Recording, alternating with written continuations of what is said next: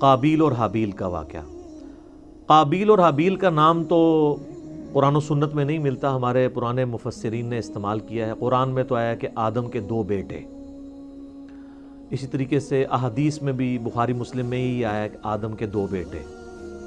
البتہ اگر آپ موجودہ جو دور میں کتاب مقدس اٹھائیں جس کے اندر تورات بھی ہے، انجیل بھی ہے، نیو ٹیسٹمنٹ بھی، اولڈ ٹیسٹمنٹ بھی، اور کئی انبیاء کے صاحب بھی ظاہر ٹیمپرڈ فارم کے اندر، تو اس میں جو پہلا چیپٹر ہے نا آپ کو اولڈ ٹیسٹمنٹ میں، جس کو یہود و نصارہ دونوں مانتے ہیں، پیدائش کا چیپٹر، تو اس میں آپ کو شروع میں یہ قابیل اور حابیل کا واقعہ مل جائے گا کہ حضرت آدم علیہ السلام کے 2 بیٹے تھے اور اس طریقے سے ایک بیٹے نے دوسرے کا قتل کر دیا۔ باقی جو اس کی ریزن بیان کی جاتی ہے وہ قتل کیوں ہوا، وہ ریزن تورات میں بھی اس طریقے سے نہیں ملتی جو پبلک کے اندر مشہور ہے۔ جو پبلک میں مشہور ہے اسرائیلی روایتوں کی وجہ سے وہ میں آپ کو بتا دیتا ہوں، نہ وہ مسلمانوں کے ہاں کوئی روایت ملتی ہے نہ تورات کے اندر ہے، ہو سکتا ہے اسرائیلی روایتیں ہوں۔ تورات میں بھی اس طریقے سے واقعہ نہیں آیا ہے، جنرل واقعہ آیا ہے جو قرآن میں آیا ہے، اسی طریقے سے جنرل واقعہ۔ تورات میں ذرا زیادہ ڈیٹیل آئی ہے۔ مشہور یہی کیا ہوا انہوں نے کہ جی وہ حضرت آدم علیہ السلام کا ایک گھر، ان کے گھر جوڑا صبح کے وقت پیدا ہوتا تھا، لڑکی اور لڑکا، اور ایک شام کے وقت۔ تو جو صبح والا لڑکا ہوتا تھا اس کا نکاح شام والی لڑکی کے ساتھ کروایا جاتا تھا، اور شام والا جو لڑکا ہے اس کا نکاح صبح والی لڑکی کے ساتھ کروایا جاتا تھا۔ شروع میں جب انسانی نسل کو اللہ نے چلانا تھا، بعد میں تو محرم رشتے آ گئے۔ تو وہ کہتے ہیں کہ جی قابیل کے ساتھ جو لڑکی پیدا ہوئی تھی وہ خوبصورت تھی، اور جو حابیل کے ساتھ پیدا ہوئی تھی وہ اتنی خوبصورت نہیں تھی۔ تو جب رشتے کی باری آئی تو قابیل نے کہا نہیں میں تو اس کے ساتھ ہی نکاح کروں گا، اور اللہ کے حکم کو توڑنے کی کوشش، یعنی اسرائیلی روایت میں آپ کو بیان کر رہا ہوں۔ اس کے اوپر پھر ان کے درمیان ٹھن گئی، اور اس کے بعد جو کچھ ہے نا وہ قرآن میں بھی ہے، تورات کے اندر بھی ہے، کہ دونوں نے اللہ کے حضور اپنی نظر پیش کی۔ یہ آپ کو پورا واقعہ جو ہے نا سورۃ المائدہ کے اندر آیت نمبر 27 سے لے کر 32 تک مل جائے گا، وہ آپ پڑھ لیجئے گا۔ سورۃ المائدہ آیت نمبر 27 سے لے کر 32 تک۔ تو تورات میں یہ ملتا ہے کہ جو قابیل تھے وہ کھیتی باڑی کرتے تھے زمین میں، اور حابیل جو ہے وہ بھیڑ بکریاں چڑھایا کرتے تھے۔ تو دونوں نے کہا ٹھیک ہے ہم اللہ کے حضور قربانی پیش کریں گے، جس کی قربانی قبول ہو گئی نا اس کا موقف صحیح ہوگا۔ تو جو کسان تھا ظاہر ہے اس نے اپنی کھیتی پیش کرنی تھی، اس نے وہ اللہ کے سامنے پیش کی، اور حابیل جو تھا اس نے جو بھیڑ بکریاں یا کوئی مینڈا جو پالا تھا وہ دے دیا۔ وہ کہتے ہیں جی وہی مینڈا تھا جو اللہ نے اٹھا کے رکھ لیا، اور بعد میں حضرت ابراہیم علیہ السلام کے لیے وہ جو حضرت اسحاق کے لیے نازل ہوا بقول ان کے، اور ہمارے نزدیک حضرت اسماعیل کے لیے وہی مینڈا اتارا گیا تھا۔ تو سورہ آل عمران میں بھی آتا ہے کہ اگلے زمانوں میں بنی اسرائیل میں یہی ہوتا تھا کہ اللہ تعالیٰ قربانی اس طرح قبول کرتا تھا کہ آسمان سے ایک بجلی گرتی تھی، آگ کھا جاتی تھی۔ جس کو آگ کھا جائے یہ قبولیت کی دلیل یہ سورہ آل عمران میں ملتا ہے۔ ایون مال غنیمت وہ جنگوں میں جو لوٹتے تھے نا وہ لا کے رکھتے تھے، آگ آگے ختم کر دیتی تھی۔ اس لیے بخاری مسلم میں آیا نا کہ اللہ نے میرے لیے جو ہے وہ مال غنیمت حلال کر دیا جو اگلوں کے لیے نہیں تھا۔ اس امت میں آپ خود بھی یوز کر سکتے ہیں وہ مال غنیمت۔ تو وہ آسمان سے آگ آئی تو اس مینڈے کو اٹھا کے لے گئی، اور کھیتی کو کچھ نہیں کیا۔ تو یہ اس بات کا ثبوت تھا کہ قابیل کی قربانی قبول نہیں ہوئی کھیتی والے کی، اور حابیل کی قبول ہو گئی ہے۔ تو اب تو اتنی بڑی دلیل دیکھنے کے بعد، لیکن آپ کو پتہ ہے دل بے ایمان تے حجتاں ٹیر، جب دل میں بے ایمانی ہو تو پھر کئی ایک حجت ہیں۔ تو قرآن یہ بتاتا ہے کہ اے نبی علیہ السلام ان الفاظ کے ساتھ ان کے سامنے، میں چلیں وہ موٹے موٹے آپ کو عربی کے بغیر ہی نا ڈائریکٹ ترجمہ کر دیتا ہوں تاکہ ہمارا ٹائم بچ جائے، کہ جو اللہ تعالیٰ نے الفاظ استعمال کیے ہیں اس واقعے کے اعتبار سے۔ ہاں جی، اعوذ باللہ من الشیطان الرجیم، بسم اللہ الرحمن الرحیم۔ وَاتْلُ عَلَيْهِمْ نَبَأَ ابْنَيْ آدَمَ بِالْحَقِّ، اے نبی علیہ السلام ان سے بیان کرو آدم کے 2 بیٹوں کا واقعہ حق کے ساتھ۔ آگے میں اس کا صرف ترجمہ پیش کرتا ہوں۔ جب دونوں نے قربانی پیش کی اللہ کے حضور، اللہ نے ایک کی قبول کر دی، دوسرے کو کی قبول نہیں کی، تو وہ غصے میں آ کے اس نے کہا میں تمہیں قتل کروں گا۔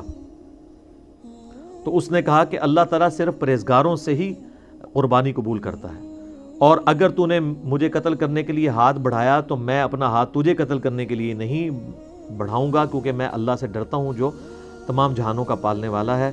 میں چاہتا ہوں کہ تو اپنے گناہ کا بوجھ بھی اٹھا اور میرا بوجھ یعنی مجھے قتل کرنے کا بوجھ بھی تیرے اوپر پڑ جائے اور تو دوزخیوں میں سے ہو جائے، اور یہی ظالموں کی سزا ہے۔ یعنی تو ایسا ظالم ہے کہ تو نے اللہ کی بات نہیں مانی، تو میں تو چاہتا ہوں کہ تیرے ساتھ یہی ہو۔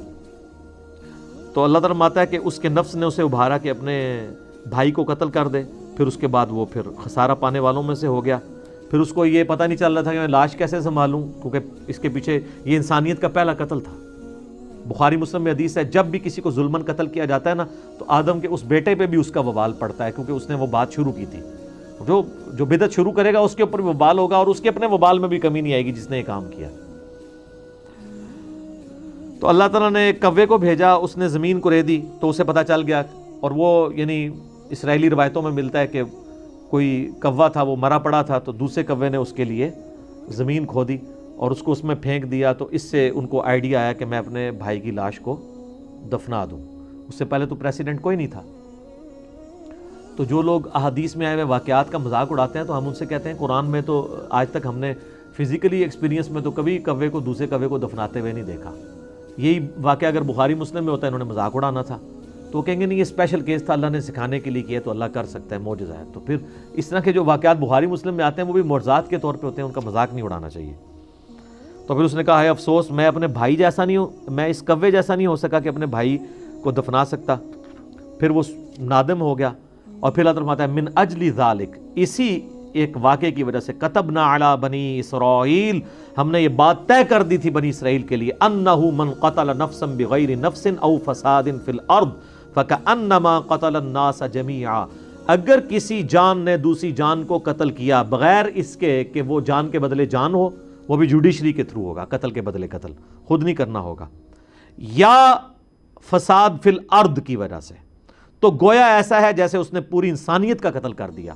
وَمَنْ أَحْيَاهَا فَكَأَنَّمَا أَحْيَا النَّاسَ جَمِيعًا، اور جس نے کسی ایک انسان کی بھی جان بچا لی گویا اس نے پوری انسانیت کی جان بچا لی۔ یہ وہ حصہ ہے جو ڈاکٹروں نے ہاسپٹلس کے باہر لکھا ہوتا ہے، اور اندر جو ہے وہ آپ سے ہزاروں روپے ہتھیارے ہوتے ہیں، جی ایک جان کو بچایا تو پوری انسانیت کو بچا لی۔ اللہ ماشاء اللہ ڈاکٹر ہم سے ناراض ہو جاتے ہیں جب ہم مولویوں کے بارے میں بولتے ہیں، اس وقت نہیں ناراض ہوتے ہیں۔ تو جب ہم تغلیب کے قاعدے میں بات کر رہے ہوتے ہیں کہ اکثر ڈاکٹرز ایسے ہی ہیں، پرہیزگار لوگ بھی موجود ہیں، تو وہ تغلیب کے قاعدے کو لیا کریں۔ جب ہم علماء پہ بات کرتے ہیں تو وہ بھی کیٹاگوریکلی جب کرتے ہیں اس پہ آپ خوش ہوتے ہیں، تو وہ بھی ہم سارے علماء کو نہیں کہہ رہے ہوتے، اکثریت کی بات کر رہے ہوتے ہیں۔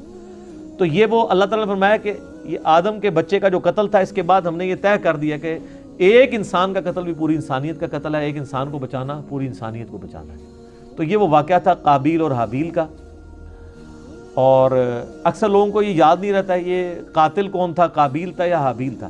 بھئی قاتل قاف الف ہے تو قابیل میں بھی یہی ہے، اور حابیل ہلاک ہا سے شروع ہوتا ہے، حابیل ہلاک ہوا ہے اور قابیل قاتل ہے۔ تو یہ یاد رکھنا آپ کو آسان ہے کہ قابیل قاتل اور حابیل ہلاک ہوا اس کے ہاتھوں، آسان طریقے نا۔ یہ ایک مدنی ٹوٹکا آپ کو بتا دیا یاد کرنا۔ باقی وہ جو ڈیٹیلز ملتی ہے نا کہ وہ چکر تھا، تورات میں بھی ایون نہیں ملتا کہ وہ کوئی لڑکی والا چکر تھا۔ ہو سکتا ہے بعد میں کسی نے اس کو، جس سے آپ دیکھیں ارطغرل ڈرامہ ہے، اب وہ ارطغرل تو ایک ہیرو ہے لیکن اس کے اندر اتنی لو سٹوریز انہوں نے ڈال کے نا اسے ایک رومانس پیدا کرنے کی کوشش کی تاکہ نوجوان نسل دیکھے۔ تو یہ میرا خیال کسی نے قابیل حابیل میں بھی نا رومانس پیدا کرنے کی کوشش کی ہے۔ اس کے پیچھے ہمارے پاس دلیل کوئی نہیں ہے کہ واقعی اس وجہ سے ہوا ہے یا کوئی اور ریزن تھی، کسی اور وجہ سے تھا، یا ان کی ویسے آپس میں ٹھن گئی کہ ہم قربانی پیش کرتے ہیں، دیکھتے ہیں اللہ کے حضور کون پرہیزگار ہے۔ کیونکہ اگر یہ واقعہ اس طریقے سے ہوتا تو یہ تو بہت بڑا واقعہ تھا، قرآن میں اس طریقے سے اس کو رپورٹ ہونا چاہیے تھا، اور قرآن میں اگر نہیں ہوا تو تورات میں بھی نہیں۔ میں نے اسپیشلی یعنی تورات اس حوالے سے کئی دفعہ دیکھی ہے، تو اچھا اس میں آپ کو لفظ قابیل نہیں ملے گا، قائن ملے گا، اور حابیل حابیل ہی ملے گا۔ تو بعض اوقات جیسے اب مکہ کی پروننسیشن بکہ بھی ہے، تو ایک لفظ کی 2-3 پروننسیشن بھی ہوتی ہیں، ہو سکتا ہے وہ والی پروننسیشن بھی ملتی ہو، لیکن تورات کے اندر شروع میں چیپٹر ہے پیدائش، اس کے بھی تورات کھولتے ہی 3-4 صفحے پہ آپ کو یہ واقعہ ملے گا، اس میں بھی صرف قربانی کا ذکر ہے کہ دونوں نے کہا ہم قربانی کرتے ہیں تو دیکھتے ہیں کسی قبول ہو، کوئی لڑکی لڑکے والا چکر ہی کوئی نہیں اس کے اندر موجود۔ تو یہ کسی نے بنی اسرائیل میں عادت تھی نا یہ رنگ بھرنے والی، تو انہوں نے رنگ بھر دیا ہوگا اور وہ اسی طریقے سے پبلک میں یعنی جاری ہے. پھر لیکن لوگ پوچھتے ہیں کہ اگر ایسا نہیں ہوا تو پھر یہ نسل انسانی شروع میں چلی کیسے ہے؟ نسل انسانی یقیناً شروع میں تو یہ جو آج ہم کہتے ہیں کہ بہن جو ہے وہ محرم ہے، تو یہ کس وجہ سے کہتے ہیں؟ اللہ نے اسے حکم کے طور پہ نازل کیا. اگر یہ حکم نہ ہو تو یہ محرم والا معاملہ نہ ہوتا. تو شروع میں یقیناً کسی چیز کو چلانے کے لیے اس وقت شریعت کے احکام ڈیفرنٹ تھے، وقت کے ساتھ ساتھ شرعی احکام بدلے ہیں. نبی علیہ السلام کی مبارک شریعت میں کئی چیزیں جو حلال ہیں پہلے حرام تھیں.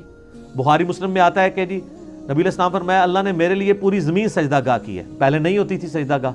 لوگ سفر پہ بھی جاتے تھے، ساری نمازیں اکٹھی کر کے رکھتے تھے، پھر گھر آ کے یا کوئی مسجد ملتی تھی وہاں جا کے پڑھتے تھے. جی کتنا مشکل کام تھا. مال غنیمت حلال کر دیا گیا نبی علیہ السلام کے لیے، اگلے لوگوں کے لیے حلال نہیں تھا.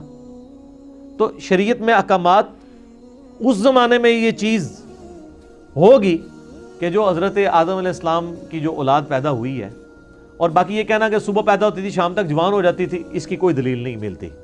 اپنے ٹائم پہ جوان ہوتی ہوگی، حضرت آدم علیہ السلام کی بھی اتنی عمر تھی تو وہ آپ تھوڑا ان کو جوان ہونے تھے 15-20. یہ کون سا پاکستان انڈیا والا جوان ہونا ہے کہ 35 سال میں شادی ہو رہی ہے؟ 12-15 سال میں شادی ہو جاتی تھی. تو 12-15 سال کے اندر وہ اس طریقے سے شروع میں اللہ تعالیٰ نے اس سلسلے کو اس طریقے سے چلایا ہوگا. خود یعنی قرآن پاک میں اللہ تعالیٰ ماتا ہے کہ ہم نے سورہ نساء کے اندر کہ ہم نے ایک جان سے سب کو پیدا کیا، اس سے اس کا جوڑا بنایا. اور بخاری مسلم میں آتا ہے کہ اما حوا جو ہے وہ سیدنا آدم علیہ السلام کی پسلی سے پیدا ہوئی. قرآن میں بھی اشارتاً موجود ہے. اور یہ سیم چیز جو ہے تورات میں بھی آپ کو پیدائش چیپٹر میں ملے گی کہ حضرت آدم سے حوا نکلی ہیں. تو یہ بھی تو ہوا ہے نا، ان میں سے نکلی ہیں تو وہ بیوی بھی بن گئی. تو ایک اسپیشل کیس تھا. یہ اکثر لوگ پوچھتے ہیں نہیں شروع جو کام کس طرح چلیا سی، وہ پائی کیویں بھی چلیا سی، تسی دیکھو ہن کام کیوں چلانا ہے، اسے چل گیا. تو ظاہر ہے شروع میں اسی طریقے سے اور تو کوئی آپشن نظر نہیں آتا کہ چلا ہوگا. تو باقی وہ یہ کہ صبح ہوتی تھی شام کو تک جوان ہو جاتی تھی، پھر کراس کروایا جاتا تھا، اس کی کوئی دلیل نہیں ملتی. ہاں اسرائیلی روایتیں یہ کہتی ہیں، اور ایون ابن کثیر نے بھی، ابن جریر طبری نے بھی، ہمارے اہل سنت کے جو بڑے ائمہ ہیں انہوں نے بھی یہ نقل کیا ہے کہ، لیکن ساتھ انہوں نے بھی کہا کہ یہ ہماری اسیسمنٹ ہے، ہم اس کو وثوق سے نہیں کہہ سکتے کیونکہ نبی علیہ السلام نے اس کی ڈیٹیلز بیان نہیں کی ہے یہ کیسے ہوا ہوگا. الٹیمیٹلی یہ ایک بندے نے دوسرے کا قتل کر دیا، اس کے اگینسٹ اللہ نے یہ قانون نازل کر دیا کہ ایک انسان کا قتل پوری انسانیت کا قتل ہے. ایک مسلمان نہیں، انسان. اور ایک انسان کی جان بچانا پوری انسانیت کی جان بچانا ہے. اصل میں یہ ہے میسج. آدم کے 2 بچوں کے قتل میں جو میسج ہے وہ یہ ہے کہ قتل نہ حق اللہ کو ناپسند ہے. بخاری اور مسلم دونوں میں حدیث ہے قیامت والے دن سب سے پہلے قتل کے مقدمے کا فیصلہ ہوگا. ابو داؤد ترمذی میں حدیث ہے نبی علیہ السلام نے فرمایا قیامت والے دن مقتول اپنے قاتل کو پیشانی کے بالوں سے گھسیٹتا ہوا اس حال میں کہ اس کی رگوں سے خون بہ رہا ہوگا، اللہ کے عرش کے پاس پہنچ جائے گا اور کہے گا اللہ مجھے انصاف دلا، اس نے مجھے دنیا میں قتل کیوں کیا تھا. اور سنن نسائی میں آگے اس صحابی کے الفاظ ہیں اے حکمرانوں قتل پہ معاونت نہ کرو کسی کی. قتل نہ حق اتنی بڑی چیز ہے. اور قتل حق بھی جوڈیشری نے کرنا ہے. یہ نہیں ہے کہ میرے باپ کا قاتل میرے سامنے آیا تو میں گولی مار دوں، نہیں. جوڈیشری میں پروف ہوگا تو، نہیں ہوگا تو آخرت میں بدلہ ملے گا. آخرت کا تو بدلہ بہت بڑا ہے، وہ تو آپ سوچ بھی نہیں سکتے. سورہ نساء میں اگر کسی مومن کو کسی نے جان بوجھ کے قتل کیا تو اس کی سزا ہمیشہ کی جہنم ہے جناب، ہمیشہ کی جہنم. ابو داؤد میں حدیث ہے کہ اللہ تعالیٰ یا تو شرک معاف نہیں کرے گا یا کسی مؤمن کا قتل نہ حق معاف نہیں کرے گا. صحیح بخاری میں حدیث ہے کہ جنت کی خوشبو 40 سال سے سونگی جا سکتی ہے، لیکن جس نے کسی ذمی کافر کو بھی قتل کیا جو مسلمان حکومت میں ٹیکس دے کر رہ رہا تھا، ہے کافر تھا، اس کو نہ حق قتل کر دیا تو وہ مسلمان بھی جنت کی خوشبو نہیں پائے گا حالانکہ 40 سال سے آ رہی ہوگی. جی اسی لیے قتل کے مقدمے کی پیروی کا بھی کہا گیا ہے. سورہ البقرہ میں وَلَكُمْ فِي الْقِصَاصِ حَيَاتٌ يَا أُولِي الْأَلْبَابِ، اے عقل مندو انسانیت کی زندگی چھپی ہے قصاص لینے میں. باقی جگہ کہا گیا معاف کر دو، قتل کے لیے کہا گیا معاف نہیں کرنا، دیت نہیں لینی، بلڈ منی نہیں لینی. آپشن ضرور ہے لیکن پریفریبل یہ ہے کہ قتل کے بدلے قتل ہو، کیونکہ انسانیت 2 چیزوں پہ کھڑی ہے، احترام جان اور احترام مال. اگر یہ نہیں ہوں گے فارغ. جو مولا علی کا قول ہے کہ کوئی بھی معاشرہ بغیر دین کے تو قائم رہ سکتا ہے، بغیر انصاف کے نہیں رہ سکتا. اور انصاف کس لیے آپ کر رہے ہوتے ہیں؟ احترام جان اور احترام مال کے لیے. اور اسے کون سی چیز انشور کرتی ہے؟ جوڈیشری. جامعہ ترمذی میں موقوفاً روایت موجود ہے کہ اے کعبہ تیری خوشبو بڑی اچھی ہے، لیکن اللہ کے حضور ایک مؤمن کی حرمت کعبے سے بھی بڑھ کے ہے. جامعہ ترمذی میں حدیث ہے، کوئی شخص پوری دنیا کو تباہ و برباد کر دے، اللہ کے نزدیک یہ چھوٹا گناہ ہے، اور ایک مؤمن کا قتل اس سے بڑا گناہ ہے. جناب یہ بہت بہت سینسٹیو ایشو ہے. اس لیے تو میں ایکسٹرا جوڈیشل کلنگ کے خلاف بھی بولتا ہوں. آپ نہ حب الوطنی کے نام پر، نہ توہین مذہب کے نام کے اوپر قانون کو ہاتھ میں لے کے کسی کو قتل نہیں کر سکتے. ناحق بندہ قتل ہو گیا تو آپ مارے گئے، یہ نہیں ہوگا کہ آپ کی اجتہادی غلطی شمار ہوگی. آپ ہر چیز کو جوڈیشری میں لے کر آئیں گے، اور جوڈیشری میں پروف نہیں ہوتا اور وہ واقعی قاتل تھا، اللہ جانے اس کا معاملہ جانے. آپ نہیں کر سکتے، ورنہ بے گناہ لوگوں کو بھی سزا ملنا شروع ہو جائے گی. لوگ اپنی ذاتی دشمنیاں نبھانے کے لیے بھی ماورائے عدالت قتل، ایکسٹرا جوڈیشل کلنگ کرنی شروع کر دیں گے. تو یہ بہت سینسٹیو ایشو ہے قتل والا. تو یہ حضرت آدم علیہ السلام کے 2 بیٹوں کے قتل والا جو واقعہ تھا، اس سے لیسن یہ ملتا ہے. میں اپنی گفتگو کو اس حوالے سے کنکلوڈ کروں گا اسی حدیث پہ جو بخاری اور مسلم دونوں میں ہے کہ نبی علیہ السلام نے فرمایا دنیا میں جب بھی کسی انسان کو ظلماً قتل کیا جاتا ہے تو اس کا گناہ کا بوجھ آدم کے اس بیٹے کے اوپر بھی پڑتا ہے جس نے سب سے پہلے انسانیت میں قتل کیا تھا. اور اس پہ تو پڑتا ہی ہے. اور اس کو سپورٹیو وہ بھی حدیث ہے صحیح مسلم کی کہ جس نے اسلام میں اچھا طریقہ جاری کیا، جتنے لوگ عمل کریں گے اس کا ثواب اسے ملے گا اور ان کے اپنے ثواب میں بھی کمی نہیں آئے گی. اور جس نے اسلام میں برا طریقہ جاری کیا، جتنے لوگ اس کے اوپر عمل کریں گے اس کا وبال بھی اس پہ ہوگا اور وہ عمل کرنے والوں کے وبال میں بھی کمی نہیں ہوگی. یہ اسلام میں اچھی بدعت اور بری بدعت نہیں ہے، طریقہ. جیسے یہ ہم ویڈیو بنا رہے ہیں، یہ طریقہ ہے. احادیث ریٹن فارم میں ائمہ لے کر آئے، یہ طریقہ ہے. الیکٹرانک کاؤنٹر، یہ طریقہ ہے. جہاز پہ اونٹ کی بجائے جہاز کے اوپر سفر کرنا حج کے لیے اونٹ کی بجائے، یہ طریقہ ہے. یہ سب طریقے ہیں، اس سے اصل دین نہیں بدلا. یہ نہیں ہوتا کہ جناب نیچے اس پنکھے کے اور اوپر اس قالین کے، منہ طرف اے سی شریف اور خانہ کعبہ شریف، اللہ اکبر. نہیں، یہ ساری چیزیں طریقے ہیں. دین وہی ہے، نمازیں وہی ہیں، طریقہ کار وہی ہے. باقی جو دین کو سپورٹیو طریقے ہیں نا، وہ جو بھی اسلام میں کرے گا اس کو ثواب ملے گا. تو یہ برا طریقہ اس نے جاری کیا تھا، قیامت تک قابیل کے اوپر اس کا وبال رہے گا. والعیاذ باللہ تعالی. اللہ تعالیٰ ہمیں اس گناہ سے محفوظ فرمائے. آمین ثم آمین.